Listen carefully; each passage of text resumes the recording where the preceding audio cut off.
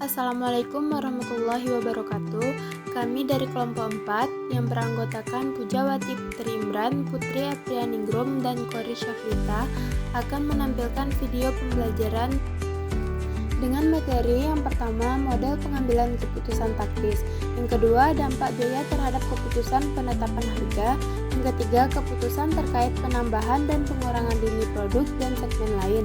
Yang keempat, keputusan terkait membuat atau membeli suatu produk. Materi yang pertama, model pengambilan keputusan taktis.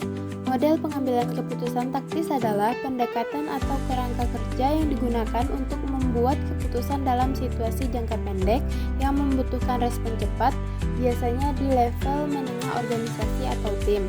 Keputusan taktis ini mendukung strategi yang lebih besar dan biasanya berkaitan dengan alokasi sumber daya, pengaturan waktu, dan pelaksanaan operasional. Ada beberapa model pengambilan keputusan taktis. Yang pertama, model rasional. Berdasarkan analisis logis dan data, langkah-langkahnya yang pertama, identifikasi masalah, kumpulkan informasi, kembangkan alternatif, evaluasi alternatif, pilih alternatif yang terbaik, laksanakan keputusan, dan evaluasi hasil. Yang kedua yaitu model intuitif. Berdasarkan pengalaman dan insting pengambil keputusan, cocok dalam kondisi tekanan waktu tinggi atau informasi terbatas. Biasanya digunakan oleh pemimpin atau tim yang sudah berpengalaman. Yang ketiga yaitu model pengambilan keputusan kolaboratif.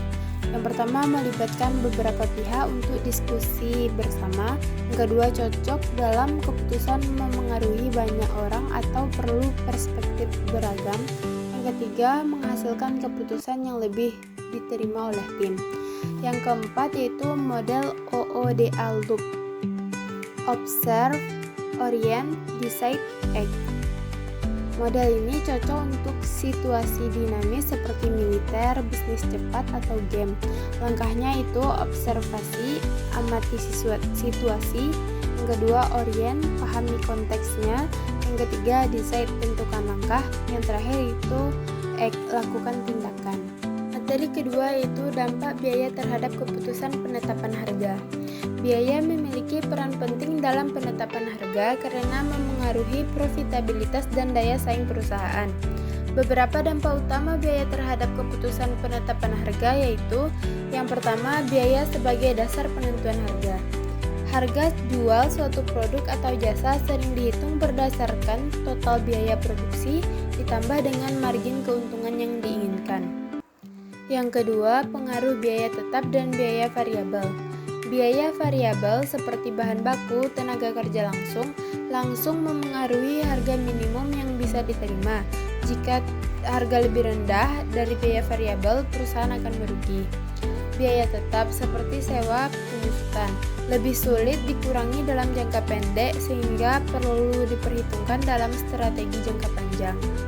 Yang ketiga, analisis biaya relevan dalam diskon atau promosi. Saat mempertimbangkan diskon dan harga atau pesanan khusus, hanya biaya relevan, biaya yang berubah akibat keputusan tersebut yang diperhitungkan. Sunk cost tidak mempengaruhi keputusan harga. Yang keempat, biaya dan strategi harga dalam pasar kompetitif. Dalam pasar yang kompetitif, strategi harga seringkali bergantung pada struktur biaya dan posisi pasar. Jika biaya produksi rendah, perusahaan bisa menggunakan strategi harga penetrasi. Harga rendah untuk menarik pelanggan. Jika biaya tinggi, perusahaan mungkin lebih cocok menggunakan strategi harga premium, menawarkan produk dengan nilai lebih tinggi. Ketiga, keputusan terkait penambahan dan pengurangan lini produk dan segmen lain. Keputusan untuk menambah atau mengurangi lini produk atau segmen bisnis biasanya didasarkan pada analisis profitabilitas dan kontribusi terhadap perusahaan secara keseluruhan. Faktor-faktor yang dipertimbangkan meliputi yang pertama, analisis biaya dan manfaat. Menggunakan perhitungan margin kontribusi di mana lini produk yang memberikan kontribusi positif terhadap laba perusahaan akan dipertahankan atau ditambah, sedangkan yang tidak menguntungkan akan dikurangi atau dihapus. Yang kedua, relevansi strategi. Apakah lini produk mendukung strategi bisnis jangka panjang? Misalnya, sebuah produk mungkin kurang menguntungkan tetapi meningkatkan loyalitas pelanggan atau sinergi dengan produk lain. ketiga, kapasitas dan sumber daya. Apakah perusahaan memiliki kapasitas produksi, tenaga kerja, dan modal yang cukup untuk menambah lini produk baru?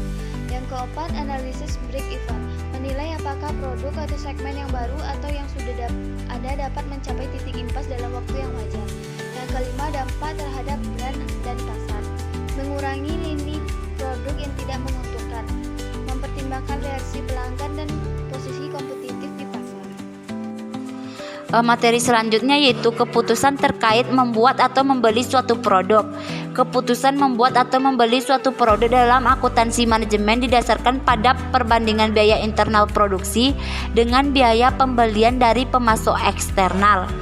Faktor utama yang dipertimbangkan meliputi yang pertama yaitu biaya diferensial membandingkan biaya tetap dan variabel dalam produksi sendiri versus harga beli dari pemasok. Jika biaya produksi lebih rendah dari harga beli, maka lebih baik membuat sendiri. Yang kedua yaitu kualitas dan spesifikasi produk. Jika produksi internal dapat memastikan kualitas lebih tinggi sesuai standar perusahaan, maka lebih baik membuat sendiri. Yang ketiga yaitu kapasitas produksi. Jika pabrik memiliki kapasitas berlebih, lebih menguntungkan untuk memproduksi sendiri daripada membayar pemasok. Yang keempat yaitu risiko dan ketergantungan terhadap pemasok. Jika perusahaan terlalu bergantung pada pemasok eksternal, ada risiko gangguan rantai pasokan yang dapat mempengaruhi bisnis. Yang kelima yaitu keunggulan kompetitif. Jika suatu komponen adalah bagian penting dari diferensiasi produk perusahaan, lebih baik dibuat sendiri untuk menjaga rahasia dagang dan inovasi.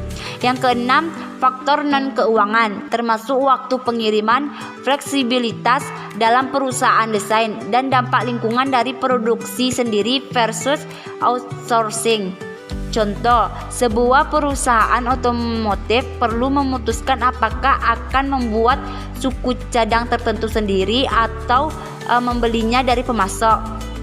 Jika biaya produksi internal lebih rendah dan dapat menjaga kualitas yang lebih baik, mereka akan memilih untuk membuat sendiri. Namun, jika pemasok dapat menyediakan dengan harga lebih murah dan tetap memenuhi standar kualitas, perusahaan mungkin akan memilih membeli. Keputusan ini sering dianalisis menggunakan metode analisis biaya relevan yang hanya mempertimbangkan biaya yang berubah akibat keputusan tersebut, seperti biasa bahan baku, tenaga kerja langsung, dan biaya overhead variabel.